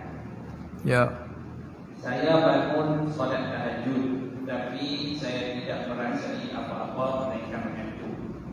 Bagaimanakah ini rasa manisnya solat tahajud? Nak rasa manis terbubuh gula. Bangun minum sahih bubuh gula, rasa manis ya. Jadi masalah ini satu masalah pemberian dari Allah. Suatu ladunni dari Allah. Kita hanya istiqamah. Kita boleh kata, kalau kata tak pernah dulu, tak pernah kita solat di waktu malam, yakni tahajud. Sekarang kita boleh tahajud. Itu satu syukur nikmat. Tak usah kita duk usaha nak macam mana manis. Nah, ni masalah rasa ni satu pemberian Allah Subhanahu Wa Taala. Cuma dalam kitab dia panggil sebut kata siapa yang mendapati rasa lazat, bila lazat ditasbih dengan barang manis. Nah, siapa merasai dalam ketaatan itu rasa lazat manis kinayah daripada seronok hati, itu tandanya alamat menunjuk kata diterima oleh Allah Subhanahu Wa Taala. Di samping itu dia kata lagi, tetapi bagi siapa yang Allah Taala beri rasa kemanisan tadi, jangan kita kosak nak kepada kemanisan itu. Itu paling satu fitnah pula tu. Innama nahnu fitnatun fala takfur. Jadi kita kalau kita berasa sedap nak sembahyang kerana sedap tu, malam esok bangun pula sedap, malam lusa tak sedap dah lah. Tu. Sebab tu ada katanya ulama, apakah hikmah sedangkan air Zam-Zam ni air lebih kan? Kelebihan dia tu. Tapi kenapa rasa air Zam-Zam macam mana kalau asli? Rasa dia macam mana? Jangan masuk air batu, jangan masuk apa? Air Zam-Zam ni sedap dah rasa dia. Sedap seperti air mineral ni tak? Tak ke payah? Air Zam-Zam ni payau setengah kata. Katanya kata payah. Tu. Air Zam-Zam ni payau. Ada katanya ulama, kenapakah air Zam-Zam ni air yang lebih? Isi Allah, tapi rasanya payau. Ulama jawab nak. Inilah menunjuk kita minum ni kerana kelebihan. Cuba sedap, minum kerana sedap sedap ni lagi. Sedap. Jadi minum kerana sedap. Ini minum kerana kelebihan. Ini ada kelebihan. Kita minum dia. Macam kita makan ubat tu lah. Pahit tapi apa kita makan juga. Kerana khusyat kelebihan dia tu. Khusyat kelebihan dia. Kita minum kerana kelebihan dia. Disuruh pula kita minum tu banyak. Kalau tu nafsu minum banyak tak boleh lah. Muka tak sedap. Sebab kita bagi kepada kanak-kanak. Ni minum air Zam-Zam barakah. Dia minum. Tak sedap ni kata dia. Kita tak minum. Suruh banyak pula dah minum dah. Kalau air tu rasa sedap, kita minum jadi tupu kepada sedap tu. Maka lupa kelebihan. Begitulah kita hanya istiqamah. Wastaqim kama umirta. Al-istiqamatu khairum min alfi karamat. Istiqamah kita tetap di atas amalan. Sedikit demi sedikit. Lepas tu segi rasa tak Allah Ta'ala beri hanya untuk rasa kecap saja. Ada orang terbaik nyata dia kata saya semaya 2 malam kata dia. Allah sedap nak royak tak ada Allah dia kata bila terkebit nak royak tak ada. Tapi hanya 2 malam masuk malam 3 habis. Ni kalau mudah sedap lagi mun semaya semua kerana sedap bukan semaya kerana Allah dah lah. Tu. Hanya dia beri rasa sedikit saja kecapan. Apa ni? Ini sebagai kecapan untuk mengatakan inilah sedap ni Allah Ta'ala ada sedia di akhirat. Fala ta'lamu nafsum apa dia? Fala ta'lamu nafsum ma ukhfiya lahum min qurrati a'yun. Kan? Tak ada siapa boleh tahu barang yang disembunyikan. Cuma dia nak zahir kepada siapa sedikit wirasa sikit. Itu aja. Kita jangan untuk itu. Sebab tu orang-orang ahli hakikat dia bercakap setengah pada alamat kata Allah qabul iaitu dalam sembahyang tu berasa lazat sedap, itu tanda. Tapi saya kira jangan kita tumpukan kepada kesedapan itu, hanya kita syukur di atas nikmat rasa kesedapan tu. Supaya kita makan kadang-kadang kita makan nasi tidak ada lauk. Kalau kita tengok budu cecah ulam ataupun sambal cecah ulam, sedap. Lepas tu esok nak makan semula tak ada lah. Kemarin makan macam ni dah sedap, hari ni tak ada dah. Ni masalah kata sedap ni Allah Ta'ala beri satu nikmat. Bukan nanti lauk banyak. Lepas nak sedap ni dah, yang ada lauk banyak tak sedap. Itulah. Ini satu pemberian dan kurniaan dari Allah Subhanahu Wa Ta'ala. Jangan kita nak amal untuk cari sedap gitu. Hanya kita amal hanya kerana Allah.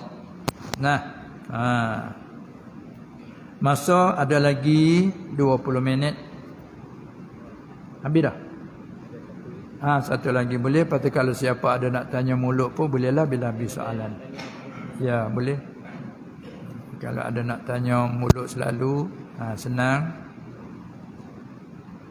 Soalan? Sementara ada yang lain. Ya, tanya soalan terakhir. Di antara guru dan bapa, yang manakah patut kita turuti hak mereka? Antara guru dan bapa. Jadi hak masing-masing kan. Bagaimana kita mengaji hak selagi kita dalam hidup ni, kita ada punya hak. Hak Allah di atas hamba secara umumnya, dan kita sesama hamba ada hak masing-masing. Kita selaku anak ada hak ibu bapa di atas anak, dan sebaliknya hak anak atas ibu bapa. Dia ada dua, tiap-tiap ada kedua. Dan ibu bapa yang dimaksudkan, dia panggil apa? Ibu bapa, ibu bapa yang mengandungkan kita, dia panggil bapa kandung, itu dia panggil abul jasad. Dia panggil. Adapun guru, guru yang mendidikkan kita, dia bukan bapa kandung kita. Bukan ibu kandung kita. Hanya dia bapa mendidikkan rohani kita. Dia panggil abur roh. Bapa ni abul jasad. Tetapi kalau secara kebetulan bapa kandung kita ni juga dia alim. Dia mengajarkan kita. Jadi dua, abul jasad lagi waroh. Kan? Maknanya dia membela kita dari segi makan, minum, nafkah, syarat wajib atas dia. Bila dia dapat anak, tengok. Wajib atas bapa menafkahkan anak. Wajib atas. Ataupun hak anak atas bapa. Dan juganya wajib atas ibu bapa mengajarkan, suruhkan buat makruf dan nahi mungkar. Maka bapa kita tu dia ajar, dia didik kita. Siapa dia alim, ajar didik kita berada. Jadi dua berhimpun atas dia. Abul jasad lagi abul roh. Katakanlah ibu bapa kita ni orang biasa. Melahirkan kita, dia bela, dia sangga kehidupan kita. Dia panggil abul jasad. Lepas tu dia hantarkan kita kepada guru yang mengajar agama. Guru tu panggil abu juga, abul roh. Bapa yang mendidikkan roh. Maka dua ini nak tanya kata, di antara kedua itu mana yang lebih, macam mana soal ni? Patut turut hak yang mana satu. Tak ada patutlah, mesti. Mesti, bukan sekadar patut, ada patut, ada tak patut pula. Mesti. Kenapa? Haknya makna dia dah. Ma yajibu ada'uhu. Barang yang mesti oleh lakukannya. Seperti sembahyang. Hak Allah di atas kita. Allah wajib atas kita. Begitu juga puasa Ramadan. Hak Allah wajib atas kita. Juga beriman, hak Allah wajib atas kita. Ini apa? Hak Allah atas hamba-hambanya. Lepas tu sakut dengan anak Adam, Allah juga wajib. Tapi pergi idafah pada anak Adam. Bila kita ada bapa, hak bapa atas anak. Apa dia? Di antara taat dan buat baik, ihsan. Wa bil walidaini ihsana. Dan dengan dua ibu bapa naklah buat baik. Tu hak ibu bapa, kerana dia buat baik kita dulu lagi. Bela kita, duk didik kita, apa tu bukan main tu. Kita mesti buat baik kepada keduanya. Tak kecuali walaupun ibu bapa tu kufur sekalipun. Kita ni anak Muslim. Ibu bapa kufur. Kita kena buat baik atas nama dia dua ibu bapa. Buat baik. Ada pun taat lain. Taat ni ikut, patuh. Apa suruhan ibu bapa, apa larangan ibu bapa tu panggil taat. Maka taat ini kena kait jika tidak bercanggah dengan hukum syarak. Betul hadis dia kait. La ta'ata li makhluqin fi ma'siyatil khaliqi. Tidak ada taat kepada makhluk. Cara umumnya pada derhakakan Khalik, derhakakan Tuhan. Kalau ibu bapa kita ni suruh buat perkara yang menyalahi dengan syarak, tak boleh kita taat. Sebab itulah dalam ayat datang mari wa in jahadaka ala an tusyrika bi ma laysa laka bihi ilm fala tuti'huma. Jangan jika memaksa, Tuhan guna wa in jahada, dan jika memaksa oleh akan kau oleh dua ibu bapa kau. Asal ayat tu diturunkan mengenai dengan seorang sahabat nama Sa'ad bin Abi Waqqas radhiyallahu anhu. Setelah Sa'ad beriman, maka ibunya masih ada. Maka ibu memaksakan dia supaya Sa'ad kembali pada agama Sa'ad. Tak beriman dengan Nabi Muhammad. Maka Sa'ad diam, tak ada apa, tapi ikut pada ibu paksa supaya dia kembali pada syirik. Sa'ad tak ikut ibu, tapi susah hatilah ni tilik pada ibu. Dok paksa dia suruh kembali kepada syirik. Tu Allah Taala tahu in jahadaka, dan jika memaksa akan kau saja Sa'ad itulah. Tapi dia panggil kaedahnya al-ibratu bi umumil lafzi. Murahnya umum lafaz ayat tu. Bukan nak khusus dengan asal ayat tu kisah. Ibu dia memaksakan. Sampai akhir-akhirnya dia mempenatkan Sa'ad susah hati. Ibu kata kalau kamu tak ikut aku demi Allah aku tak mau makan. Aku nak orang petani panggil berok. Tak mau makan. Sini panggil apa? Mogok. Dekat dah tu berok, mogok. Dia nak mogok panggil lah, masya-Allah. Tu dia. Tak mau makan. Tak mau tidur. Tak mau berteduh. Maknanya duduk tengah panas. Maksudnya nak menyeksa diri kerana sedih anak tak ikut. Kalau kita capuk arak kan, anak tak taat. Taat ikut dah lah, ikut patuh. Anak tak patuh, sedih. Lalu tu dia bersumpah, dia tak mau, maknanya nak menyeksa diri dia. Tak mau makan, tak mau tidur, dan tak mau berteduh. Sedih atas anak tak ikut. Saat susah hati kerana ibu. Lalu akhir dia cerita kepada Rasulullah sallallahu alaihi wasallam, ibu saya sebagaimana tersebut. Maka bila dia cerita itulah turun ayat tadi. Dan juga dua ibu bapa tu ibu satu ya, kalau dua ibu bapa muafakat tekan kamu suruh kufur. Maka Tuhan kata fala tuti'huma, jangan kau taatkan keduanya. Sebab apa? Sebab suruhan dia itu orang panggil bercanggah. Begitulah kalau kita katanya ibu bapa kita. Kita sebagai perempuan nak pakai kain tudung kepala. Ibu bapa larang tak beri. Tak boleh kita taat. Kecuali kita dipaksa. Kecuali kita dikerasi, maka kita bukan taat kerana lepas paksaan. Tak salah kita. Tapi taat tidak. Daripada itu tak kuasa, ikut zahir saja supaya kita diselamatkan. Maka hukum tak salah. Sebab la yukallifullahu nafsan illa wus'aha. Dan lalah dia kata rufi'a an ummatil khata'u wan nisyan wa mastukrihu alaih.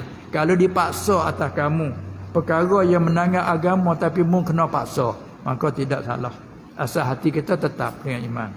Hati kita tak redha dipaksa, maka kita tak taat. Dia marah pada kita macam-macam, kita buat sebagai rupa turut saja. Hati tak redha. Itu lepas kita selamat kita. Itu masalah taat. Ada masalah ihsan, buat baik, itu disuruh buat baik. Walaupun ibu bapa kufur. Ziarah dia bila dia sakit, ziarah sebab dia ibu dia, sebab dia bapa. Ada kita sebab daripada dia. Kan? Ada kita sebab dia, dan kita besar dia dak bela kita. Tapi dia kufur tahap dia. Asma anak Abi Bakar radhiyallahu anhuma, ibunya tak memeluk ke Islam. Tapi selalu duk pergi mari rumah anak. Susah hatinya Asma, moga ibu mai ke rumah dia bebas rumah anak dia. Dia nak makan apa, nak buat apa, moga rumah anak dia. Anak ni susah hati. Nak larang ibu. Tapi ajak beriman tak mau beriman. Susah hati. Cerita juga pada Rasulullah sallallahu alaihi wasallam bagaimana ibu saya selalu datang ke rumah. Bila datang ke rumah, rumah anak dia bebaslah. Tapi bila ajak beriman dia tak mau. Macam mana ya Rasulullah, bolehkah saya berhubung dengan dia ke nak buat putus? Nak memutuskan hubungan. Nabi sallallahu alaihi wasallam jawab, "Sili ummaki." Hubungi olehmu ibumu itu. Atas nama dia ibu. Kena kita buat baik dengan dia. Bila pergi lawak dia, pergi ziarah dia kan, bawa buah tangan ala qadar. Dia uzur pergi ziarah dia. Lepas tu disapih ziarah tu bisik-bisikkan ke apa lagi kalau harapan dia tu beriman, mudah-mudahan. Tu ialah tiba-tiba kekal dengan kufur, mati dengan kufur, tak ada taksir atas kita. La ikraha fid din. Qad tabayyana ar-rusdu minal ghayy. Kan? Tu nak kata agama Islam adil, luas bagi orang yang tahu. Itu dia. Itulah di antaranya. Baik. Kali gitu apabila satu masa berimpung dua. Yang ni guru, yang ni ibu. Ibu bapa suruh satu perkara, guru larang. Di sini kita nak mana? Tengok kalau maknanya dua-dua tu sama-sama tak ada salah pada agama. Kedua-dua tu hak guru suruh tak ada salah agama. Hak ibu bapa suruh pun tak ada salah. Sini utamakan guru. Kerana dia bagi bapa roh mendidikkan kita daripada dunia ke akhirat. Tidak nafi katakan membelakang ibu bapa, tidak. Kerana bertemu satu masa dua suruhan. Kita utamakan guru. Maksud bila itlaq guru-guru yang mengajar agama lah maksudnya. Maksudnya begitu. Guru ada mengajar agama, kalau mengajar agama dunia akhirat. Dunia akhirat, bukan ajar ilmu dunia saja. Itu dia. Baik. Masa kita masih lagi hampir 10 minit. Kalau ada masalah nak tanya hak mulut, boleh lagi untuk memenuhi 10 minit. Kalau tidak pun kita tamatlah. Kalau ada boleh. Waalaikumsalam.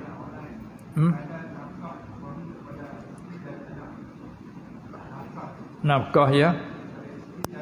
Ya. Qadar dia. Pada hak asal dia tak sebut masalah duit, dia sebut apa keperluan kita ni hidup. Dia hak mesti nampak kata nafkah dia terbit 4. Satunya makanan. Dia panggil manusia sangat berhajat kerana Allah Taala menjadi hukum adat kebiasaan kita manusia ni kuat apa dia dengan makan.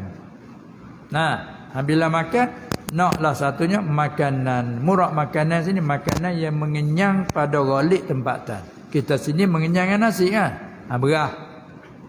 Dan orang panggil minuman. 2. Dan pakaian. Kerana kita ni perlu kepada pakaian. Apalagi nak menutup aurah. Tu pakaian. Pakaian musim. Tu pakaian. Dan satu laginya tempat kediaman. Apa tu? Tu asal wajib nafkah. Atas kita seorang lelaki apabila kita mempunyai isteri, wajib atas kita tanggungkan hak isteri atas suami. Mesti tanggungjawab kita. Hak isteri atas suami iaitu nafkah. Maka nafkah apa? Sakup paut dengan makanan dan minuman dan pakaian dan tempat kediaman. 5 tu atau 4 perkara tu. Kemudian makanan kita tak bagi, tapi kita bagi mata wang zaman ni. Kali itu sebanyak mana nafkah makanan? Iaitu atas orang yang kaya 2 cupok beras lah pak kita ni. Atas orang yang sederhana 1 cupok setengah. Atas orang yang fakir, yakni suami yang fakir, secupok makanan. Tak kira sama ada suami isteri tu kaya ke, tak kira. Tu dia tilik pada pihak suami. Apa tu? Kalau kita bagi beras 2 cupok lepas harian, cupak setengah, tepus cupak. Ya. Lepas tu makanan. Dia nak makan, hati yang mari pula lah. Lauk takkan nak makan nasi saja. Lauk tu qadar kita nak makan macam mana. Apa dia ukur pula dengan kedudukan kita. Dan tepat. Di mananya pada asal tu dia bukan masalah kira mata duit. Cuma makna kata bila tu tak ada makanan kita beri dengan harga, nilai harga. Barang ni tu ada nilai lah. 2 cupak beras nak sebuah kaya, secupak nak sebuah orang pakai, maka cupak harga berapa? Itu pun dia kena kait pula tu. Kerana mengaji sini pun dia kena gibak dia pula. Itu pun kata kena beri 2 cupak ke baik secupak ke secupak setengah ke, itu jika kita tu asing tak sekali, tak duduk sekali. Atau kena tinggal tu. Contohnya orang tu punya isteri 2. Bila dia nak tinggal gilir lat sana, hanya tinggal ke hari ni? Hanya kena tinggal hutan hari ni. Ada pun kalau isteri 1 je, orang panggil muakalah. Duk makan sekali tengok kita suami ni. Bawa pelik barang ada apa. Itu nafkah dalam tu lah. Makan minum sekali tu. Tapi kita tak faham lagi. Duk makan hari tahulah nasi berapa kali sehari. Nasi dagang, nasi lemak. Tak tahu dah ulang kari pun lagi. Duk nafkah lagi. Mana tak ada beri nafkah ni dakwa. Allah duk makan hari 3 kali sehari, malam lagi. Waktu buat makan kedai pula tu. Tak ada nafkah lagi. Ada tak faham makna dia tu. Nafkah bahasa Arab, bahasa Melayu apa pula panggil? Dia banyak kita duk guna kalimah yang faham tapi nak artikan dah. Nafkah ni apa dia? Belanja.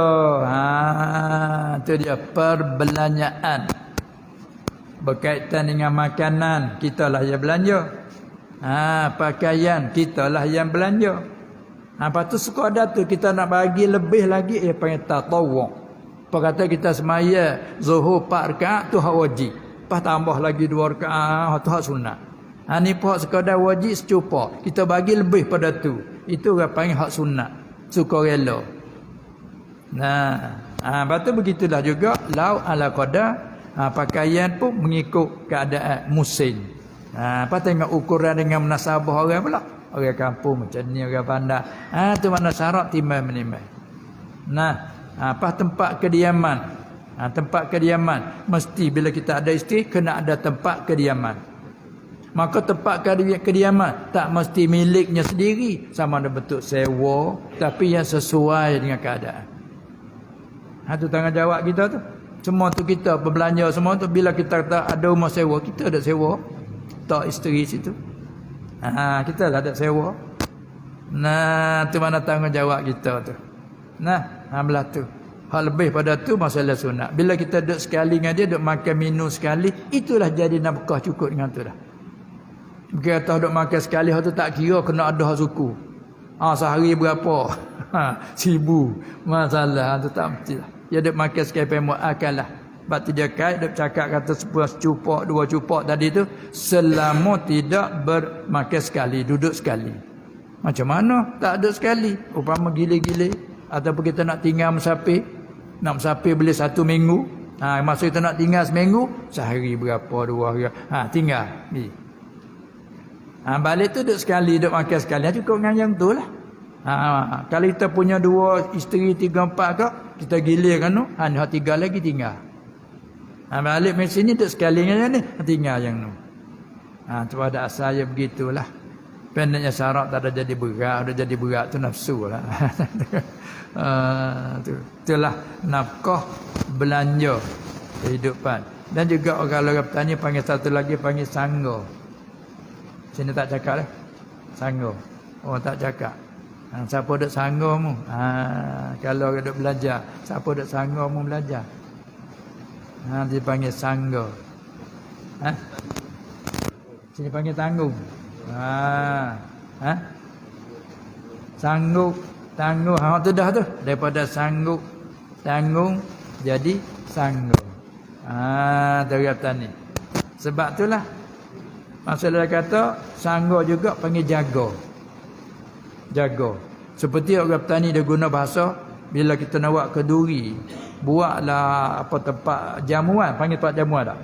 Jamuan ada meja-meja, pas adalah budak-budak yang duduk jaga orang makan akad hidang, apa tambahan apa, adalah budak duduk ada jaga tu. Maka kita ni panggil penyangga. Dia panggil penyangga, maksud pada penjaga orang makan lah.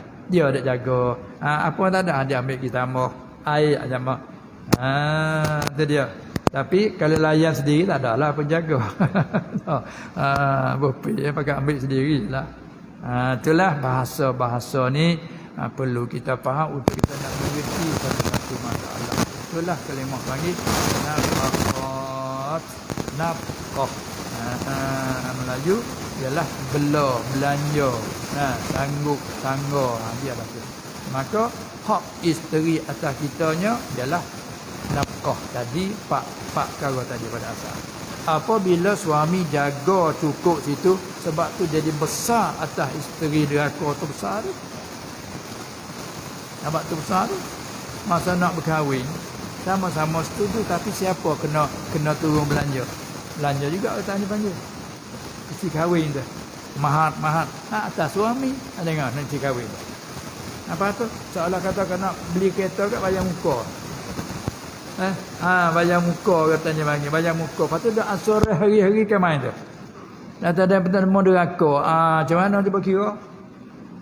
Silap sikit, dakwah lalu nak bekah. Balik suami tak dakwah tadi deraka. Ya dah dakwa sangat dia puan silap sikit, habulah hari dah dakwa, tak nak bekah, tak sanggup.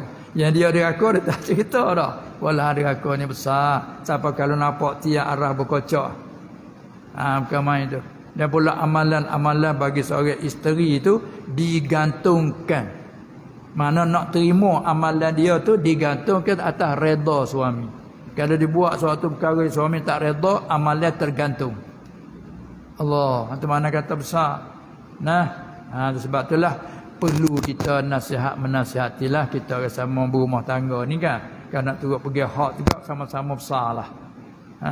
Bukan kata kita suami saja orang berat tanggungan di segi sangga kerana kita lelaki. Kekuatan pada asal duduk di lelaki. Walaupun isteri kita tu dia bekerja, boleh hasilnya banyak, tak ada wajib duduk sangga. Atas suami sangga. Walaupun suami orang fakir, kena sangga. Walaupun isteri yang kaya. Itu tanggungjawab. Tapi kalau dia mau diraka, besar lah. Besar sungguh lah. Tak itu kan? Siapa amal tak diterima, dia tergantung dengan redha suami. Itulah di antara lainnya. Itu sakut hak suami dan isteri. Begitulah. Maka selesai kita daripada beberapa masalah yang dibentangkan. Lepas tu di nasihat terakhir, kerana bila kita ambil daripada soalan tadi, semua masalah ada soal tu bina klik pada hak tadilah, hak kata soal bagaimana kita nak menangani. Saya tanya dah tu. Jadi cara nak menangani semua kesimpulannya kembali kepada belajar agama. Dan kita membelakang kepada ajaran agama. Bila kita yang belakang situ, timbul masalah macam-macam lagi lah. Itulah. Maka sekadar itu saja, sekianlah dulu untuk kali ini, dan semoga-moga dengan izin Allah untuk kali lain sekiranya umur dilanjutkan, dipanjangkan, sihat walafiat, dengan izin Allah akan bertemu lagi insya-Allah subhanahu wa taala. Untuk kali ini cukup dulu. Sekian, wabillahi taufiq wal hidayah wan najatu minan nar wal falah. Assalamualaikum warahmatullahi wabarakatuh.